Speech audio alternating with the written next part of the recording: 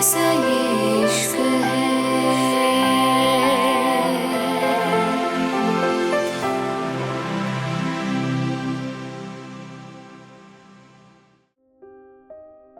Italy.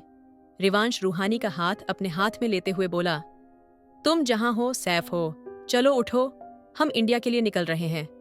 Rivansh की बात सुन के रूहानी हैरानी से बोली, इंडिया? और मैं यहाँ क्यों हूँ? ये तुम्हारा घर है ना? रूहानी की बात सुन के रिवांश गहरी सांस लेकर बोला, रूहानी फ्लाइट के लिए लेट हो रहा है, फ्रेश हो जाओ, और तुम्हारा भाई भी साथ चल रहा है। रिवांश ने यह बात बहुत मुश्किल से कही थी। उसकी आंखों में अजीब सी नफरत थी। पाइथन के नाम सुन के उसको गुस्सा आ रहा था, लेकिन उसने ना चाहते हुए खुद को कंट्रोल करा था, और फिर कुछ देर बाद वो उठ के चला गया था। रूहानी अभी भी हैरान थी। जैसे ही रिवांश बाहर आया था, उसकी नजर हया पे पड़ी थी, जो कि रेडी ही गई थी। रिवांश अपने रूम में जाते हुए बोला, मॉम, रूहानी को कहिए रेडी हो जाए। इतना कह के रिवांश अपने रूम में चला गया था, और हया जानती थी रिवांश फिर से रूहानी के सवालों से परेशान हो गया था। हया ने गहरी सांस ली और खामोशी से रूहानी के रूम में चली गई थी। करीब 1 घंटे बाद सब लोग प्राइवेट एयरपोर्ट पे थे। पाइथन के चेहरे पे अजीब सी जहरीली मुस्कान थी, जो कि रिवांश से छुपी नहीं थी। रिवांश पाइथन के करीब आके उसका कॉलर सही करते हुए बोला, क्या हुआ पाइथन, तुम कुछ ज्यादा नहीं मुस्कुरा रहे हो? रिवांश की बात पे पाइथन उसका हाथ अपने कॉलर से हटाते हुए बोला, ओह रियली रिवांश, मुझे खुशी हुई, तुमने मेरी खुशी पहचानी। तो वैसे अब तो तुम्हें भी खुश होना चाहिए। रिवांश, मेरी बहन की शादी होने वाली है, आखिर खुशी की बात तो है ना? पाइथन की बात पे रिवांश के चेहरे पे कोई गुस्सा नहीं था, और ना ही उसको कोई टेंशन थी। वो आराम से बोला, बिल्कुल पाइथन, मुझे अफसोस के साथ कहना पड़ रहा है, तुम्हारी ये खुशी कुछ पल के लिए भी नहीं टिकेगी, क्योंकि मैं अपनी बीवी को तुमसे हर हाल में छीन के रहूंगा। जैसे ही रिवांश ने ये कहा था, पाइथन थोड़ी तेज आवाज में बोला, रूहानी हमारा जेट रेडी है, चलें? पाइथन की बात पर रिवांश गहरी सांस लेकर बोला, रूहानी हमारे साथ चल रही है। जैसे ही रिवांश ने यह कहा था, पाइथन गुस्से से आगे बढ़ते हुए बोला, रूहानी चलें? पाइथन की बात सुन के रूहानी ने हैरानी से रिवांश को देखा था।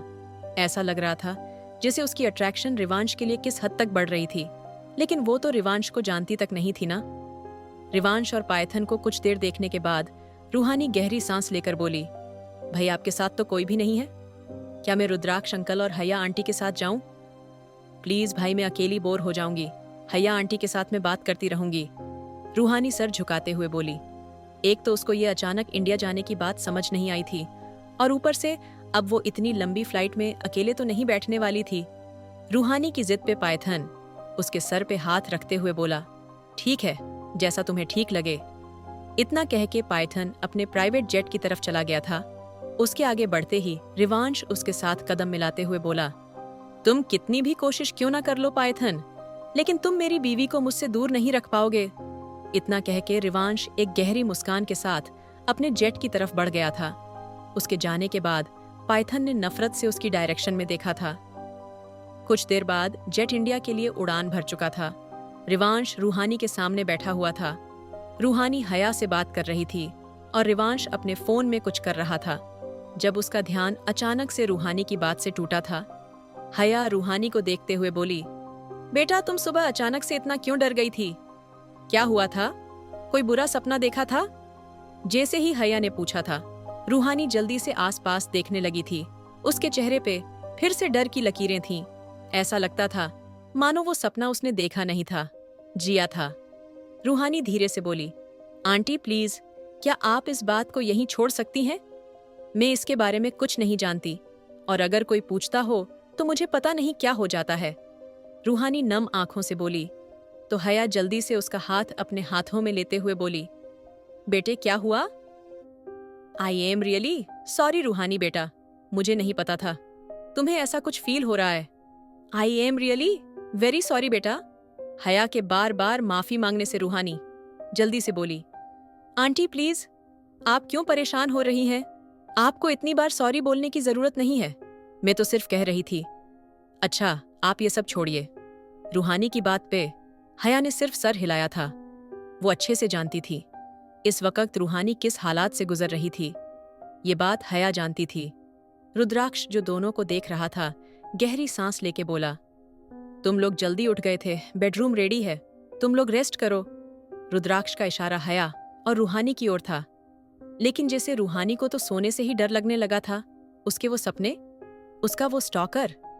रूहानी गहरी सांस ले रही थी, उसको कुछ भी समझ नहीं आ रहा था। रिवांश जो रूहानी की हालत को समझ रहा था गहरी सांस लेके बोला, डैड आप मॉम को ले जाइए, मैं यहीं हूं। रिवांश की बात सुन के रुद्राक्ष ने कुछ नहीं कहा था और हया भी उसके साथ चली गई थी। दोनों के जाने के बाद रिवांश का पूरा ध्यान रूहानी पे था, जो अपने हाथों को बार बार अपने नाखूनों से घायल कर रही थी। उसको फिर से डर लगने लगा था। जब उसने उस किडनैपर को चाकू लिए देखा था, तब से तो जैसे रूहानी कुछ सोचना समझना भूल गई थी। जैसे ही रूहानी ने फिर से अपने हाथों पे नाखून चुभाने की कोशिश की थी, अचानक से रिवांश ने उसका हाथ टाइट पकड़ लिया था। रूहानी हैरानी से रिवांश को देख रही थी। रिवांश गहरी सांस लेकर बोला, क्या करना चाहती हो? रिवांश की बात पे रूहानी उसके साथ से अपना हाथ छुड़ाते हुए बोली, और ये बात तुम क्यों जानना चाहते हो? जैसे ही रूहानी ने अपना हाथ खींचा था, रिवांश ने फिर से उसका हाथ अपनी कैद में ले लिया था। रूहानी गहरी सांस लेकर बोली, प्लीज रिवांश। लेकिन रिवांश पे कोई असर नहीं था। वो बहुत धीरे धीरे रूहानी के हाथों पे अपनी उंगलियां गोल गोल घुमाने लगा था, और जैसे रूहानी के अंदर ढेरों सुकून उतर के आ गया था। रिवांश रूहानी की ओर देखे बिना धीरे से बोला, तुमने सपने में क्या देखा? रिवांश के सवाल से रूहानी की सांसें फिर से तेज हो गई थीं, लेकिन अगले ही पल रिवांश ने बहुत धीरे से उसके हाथ को अपनी कैद में ले लिया था।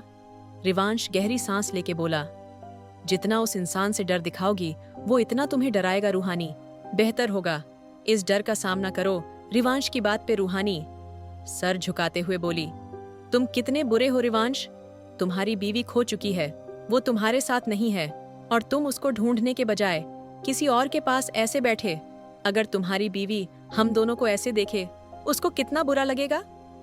अंकल आंटी तो इतने अच्छे हैं, क्या वो कुछ नहीं कहते कभी? जैसे ही रूहानी ने ये कहा था, रिवांश उसकी आंखों में देखते हुए धीरे से बोला, तुम्हें बेवजह की बातों से अपने नन्हे दिमाग को परेशान करने की जरूरत नहीं है। रूहानी, तुम अपनी जिंदगी पे ध्यान दो। रिवांश की बात पे रूहानी धीरे से बोली, तुम्हें वहीं दे रही हूँ रिवांश, लेकिन लगता है तुम अपनी जिंदगी में ध्यान देना भूल के मेरी जिंदगी के ध्यान देने लगे हो। मैं उस वक्त बहुत कमजोर महसूस कर रही थी, इसलिए मैंने इमोशनल होके तुम्हारे सामने सब कह दिया, लेकिन इसका ये मतलब नहीं अब तुम मेरे प्रोटेक्टर बन के घूमोगे। नहीं, रिवांश और तुम्हारी बीवी है, उसको ये सब पता चलेगा, उसको कितना बुरा लगेगा। क्या तुम्हें पता है जिससे हम मोहब्बत करें उसको दूसरी औरत के साथ देखने का दर्द? ये बात कहते हुए अचानक रूहानी शांत हो गई थी। वो ये सब क्यों कह रही थी और उसको क्या मतलब था किसी के दर्द से? क्यों ऐसा लगता था जैसे ये दर्द उसने है बर्दाश्त करा था? रूहानी को कुछ समझ नहीं आ रहा था। रिवांश जो उसकी बनती बिगड़ती शक्ल को देख रहा था, गहरी सांस लेके बोला, तुमने सपने में क्या देखा था? रूहानी ने हैरानी से रिवांश को देखा था। ऐसा लगता था मानो रिवांश को इस बात से कोई फर्क न पड़ता हो, उसको इस बात से कोई मतलब ना हो, जैसे वो अपनी बीवी की बात करना ना चाहता हो। उसको देख के रूहानी धीरे से बोली, रिवांश, तुम्हारी बीवी कैसी दिखती है? क्या तुम मुझे उसका फोटो दिखाओगे? अचानक से किए गए सवाल पे रिवांश धीरे से बोला, ठीक है, लेकिन पहले तुम मुझे अपना सपना बताओगी उसके बाद। जैसे ही रिवांश ने कहा था, रूहानी ने सर झुका लिया था। रूहानी गहरी सांस लेके बोली, ठीक है, बताती हूं। इतना कह के रूहानी ने रिवांश के हाथ को टाइट पकड़ा था, इतना टाइट जिससे रिवांश के हाथों से खून बहने लगा था, लेकिन जैसे रिवांश को फर्क नहीं पड़ता था। रूहानी धीरे से बोली, मैं सो रही थी और मेरी आंख खुली तो मुझे ऐसा लगा जैसे जैसे रूहानी के चेहरे पे पसीने की बूंदें थीं। तभी अचानक से रिवांश ने रूहानी की कमर को पकड़ा था और उसको अपनी गोद में बैठा लिया था। रिवांश धीरे से बोला, जैसे? रूहानी हैरानी से रिवांश को देख रही थी, जिसकी गोद में वो डरी सहमी बैठी थी। रिवांश की प्रेजेंस से रूहानी के अंदर सुकून उतर गया था और उसने बिना डर के अपना सपना रिवांश को बता दिया था। इस बीच उसका चेहरा कई बार पसीने से भीगा था। इसको कई बार डर लगा था। उसकी आंखों में कई बार आंसू आए थे, लेकिन इन सब के बाद भी वो डरी नहीं थी और उसने सब कुछ उसको बता दिया था। इस बीच रिवांश ने बहुत मुश्किल से खुद को कंट्रोल किया था। उसका बस चलता, वो ना जाने इस वक्त क्या ही कर देता। लेकिन रिवांश खुद पे कंट्रोल करके गहरी सांस लेके बोला, रूहानी अब रेस्ट करो। इतना कह के रिवांश ने रूहानी की कमर को नीचे से पकड़ा था और उसको हल्का सा अपनी तरफ धकेल दिया था और रूहानी सीधा जाके उसके सीने पे गिर गई थी। उसने उठने की कोशिश की थी, लेकिन रिवांश की पकड़ उसके कमर पे कसी हुई थी और फिर ना जाने कब रिवांश की खुशबू से ही रूहानी को नींद आ गई थी और वो गहरी नींद में चली गई थी। लेकिन वो नींद में जाते जाते कुछ बड़बड़ा रही थी। शायद उस इंसान का जिक्र कर रही थी जो उसको उसके ख्वाबों में आके परेशान है कर रहा था। रिवांश उसकी बात सुनने की कोशिश कर रहा था, लेकिन उसने कानों में सिर्फ कुछ बातें पड़ रही थीं जो उसको साफ सुनाई नहीं दे रही थीं। और जैसे ही रिवांश नीचे झुका, अचानक से उसकी आंखें हैरानी से खुल गई थीं। आखिर क्या कहा है रूहानी ने ऐसा? क्या करीबा अब रिवांश? जानने के लिए पढ़िए married to cold hearted billionaire. दोस्तों, अगर आपको ये वीडियो पसंद आई हो तो प्लीज लाइक जरूर कर देना। मैं सच में देख रही हूँ कि आप सब वीडियो पूरी देखते हो, कहानी एंजॉय भी करते हो, पर लाइक और शेयर बहुत कम करते हो। थोड़ा सा सपोर्ट दिखाया करो यार। एक लाइक, एक शेयर मेरे लिए सच में बहुत बड़ी बात होती है। आपके छोटे से क्लिक से ही वीडियो आगे बढ़ती है, पहुंची है और मुझे भी और अच्छा कंटेंट बनाने का हौसला मिलता है। तो इस बार लाइक करना मत भूलना, ठीक है? और अगर आप चैनल पर नए हो, पहली बार आए हो, तो सब्सक्राइब जरूर कर लेना, क्योंकि जो आने वाले एपिसोड है ना, वो इससे भी ज्यादा मजेदार, ज्यादा इंटेंस और दिल को पकड़ लेने वाले हैं। बेल आइकॉन दबा देना ताकि कोई भी नया पार्ट आपके बिना निकले ही नहीं। कमेंट्स में अपनी राय लिखकर जरूर जाना। आपका एक छोटा सा कमेंट भी मेरे लिए बहुत कीमती होता है। उसी से पता चलता है कि आपको क्या पसंद आ रहा है और क्या नहीं। और हाँ, वीडियो को अपने दोस्तों और फैमिली के साथ शेयर भी कर दो। कहानी अच्छी लगे तो उसे अकेला मत देखो, दूसरों को भी सुनने दो। प्यार बांटने से बढ़ता है। महत्वपूर्ण बात, इस वीडियो की कहानी, वॉइस ओवर, आवाज, नरेशन सब कुछ कॉपीराइट के तहत सुरक्षित है। इसे कहीं और अपलोड करना, कॉपी करना, एडिट करना या दोबारा पोस्ट करना बिल्कुल मना है। ये पूरा कंटेंट अर्ली बर्ड की अपनी मेहनत और मौलिक रचना है। अगले एपिसोड में आपसे फिर मुलाकात होगी। तब तक अपना ख्याल रखना, खुश रहना और चैनल को सपोर्ट करते रहना। आप सबको ढेर सारा प्यार और धन्यवाद।